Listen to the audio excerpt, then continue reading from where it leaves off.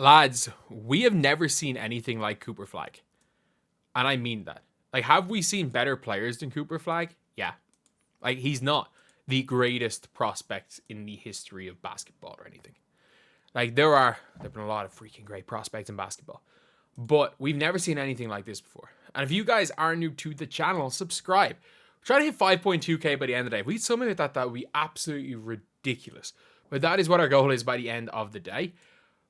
But when it comes to Cooper Flagg, I don't think we've seen a guy as young as him be able to dominate every single aspect of the game.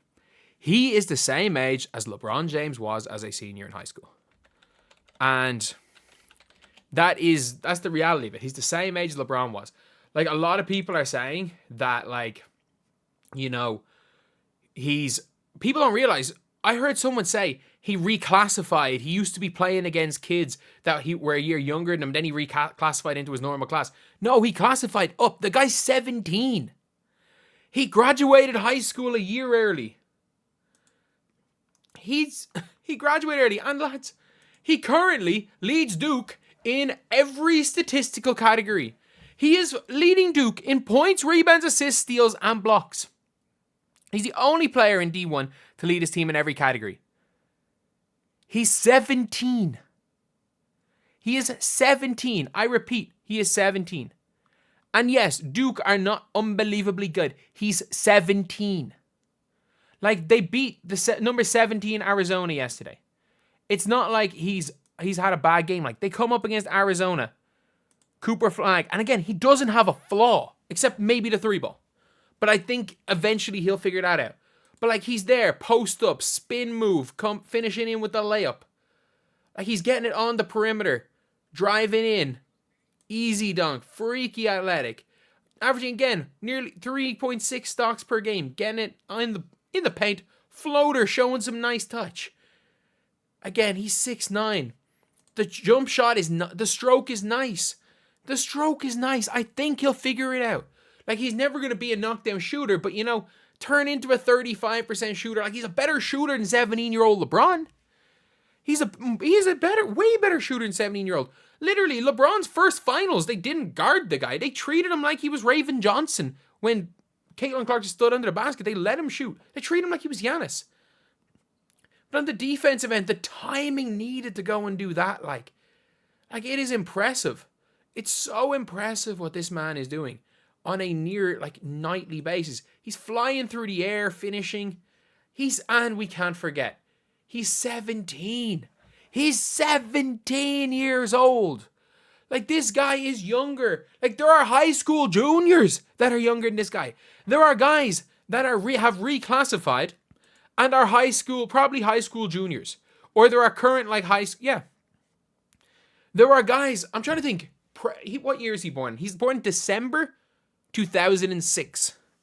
There are dudes currently in prep school, born in early 2005. There are guys nearly 2 years older than him that are in prep school. Like, what is... Like, it's mad. It's absolutely mad. He is so young.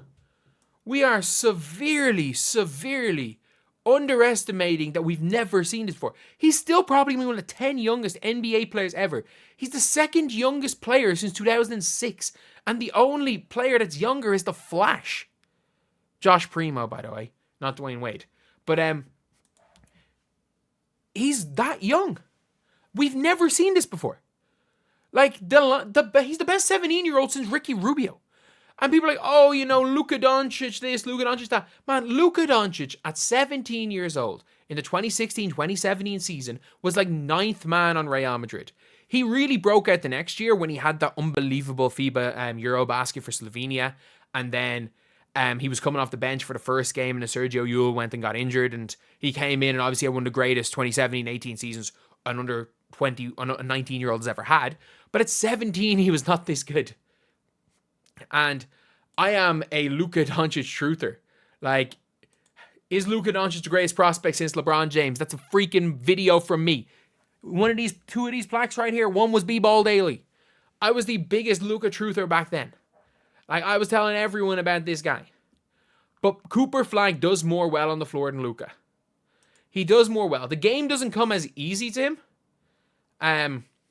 Genuinely. The game doesn't come as easily to him as Luka, but he's so good in the defensive end. Like, he's not as good a scorer as Luka. He's not as good a passer. The game doesn't come as easy. He is going to literally be the most versatile. He might be, if he stays healthy and is able to keep improving, he could become one of the most versatile players ever. Because he's coming in with a bit of a handle. Like, not a guard level handle, but he can handle it for a power forward. He is a good scorer in college. Like, 18 points a game in college is nothing to be laughed about. Like, he is genuinely an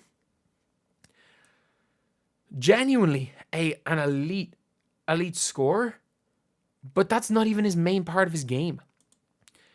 Like, 3.8 assists per game leading Duke. That's a problem with Duke as much as anything. But he's flawless. He's just a near flawless player. And there are things he's iffy at. Like, again, iffy shooter, iffy handle. Man's a power forward. Like, we're judging his handle. When people are complaining about his handle, you're judging it as if he's a guard. You're judging it like he's an Ace Bailey, who his job is to get to his spots and score. And where you're like, I don't know about the projection of Ace Bailey, because as big as he is, his game is shooting over people. And I don't know how that's going to work in the NBA, because he can't create a shot against college players. I don't know how he's going to not create a shot, because he's scoring 20 and on decent efficiency. He can still create a shot and like hit shots over people, but he can't create space at the college level. I don't know how he's going to do that at the NBA level. If Cooper Flagg does not translate on the offensive end and just becomes like a 15 point per game scorer, he's still going to be one of the 10 best defenders in the NBA at all times. Like, he genuinely could become a much better version of Andrei Kirilenko. He's going to be probably a defensively like a Kirilenko, a much better Sean Marion, because he's a freak athlete as well. He's a freak athlete, finishes with both hands, has good touch around the basket, can shoot it a little bit, can pass it, has got good footwork, can guard all 5 positions, elite timing on shot blocks, elite hands as far as getting steals are concerned. Like, he's just the whole package. And look, Duke are a good college team. They're not going to win it all, but they're a good college team. And the fact that he is leading them in every single category is something that we just can't expect to ever really see again for a 17-year-old. This guy is younger than a lot of high school seniors. This guy, not only can he not drink in America, this guy can't drink on the great island of Ireland. There are countries where this man can't drive. But he's still the best player in college ball right now. I'm not sure who's better. Like, all in all, like, obviously, like, Edie and stuff are better. There's probably some senior that's better. But, like, I don't know. He's not putting up the stats. He's not getting the highlights. But if you're asking me who I think was better at Duke, him or Zion as a freshman, yeah, maybe it's the benefit of hindsight that we know how Zion ended up. But at worst, he's the best college prospect since Zion.